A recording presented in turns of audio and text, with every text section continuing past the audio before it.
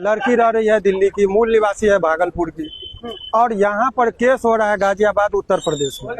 और यदि उत्तर प्रदेश में यदि वो केस हुआ, उसके बाद के चीजों को आप देखेंगे तो आपको पता चलेगा कि केस जब कभी भी होता है तो ये घटना बताया गया है। ये घटना की तिथि है, आपको बता दें जानकारी के लिए, चौथा महीना में 2022 का, 14 तारीख 14/4/2022, और FIR हो रहा है आपको ये 18 तारीख को इसी 9वां महीना में।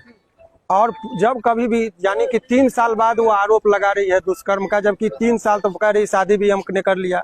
घटना स्थल का नाम नहीं है, घटना की तिथि नहीं है, घटना का चौहद्दी नहीं पता है।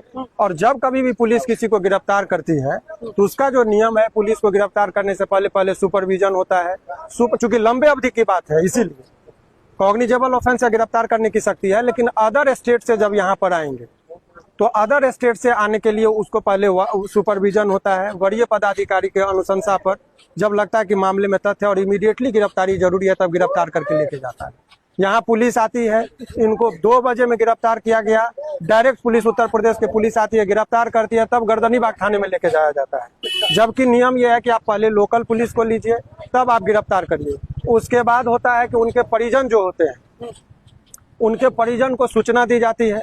यहाँ परिजन को सूचना नहीं दी गई थी, तो अभी चूंकि बंदी था तो जज साहब के आवास पर ही जो ट्रांजिट रिमांड होता है कि यदि 30 किलोमीटर से अधिक की यात्रा करानी पड़ती है यदि अक्यूज को, तो उसके लिए नियम यह है कि आपको एक इजाजत लेना पड़ता है कोर्ट से। तो ये ट्रांजिट रिमांड जो है, चूंकि रात का वक्त था, गिरफ्तारी हो गई थी, उसको उत्तर प्रदेश लेके जाना था, तो हमने जज साहब के सामने सारी बातों को रख दिया कि उसके जान को खतरा है, ये लोग जान से मारने की साजिश भी हो सकती है।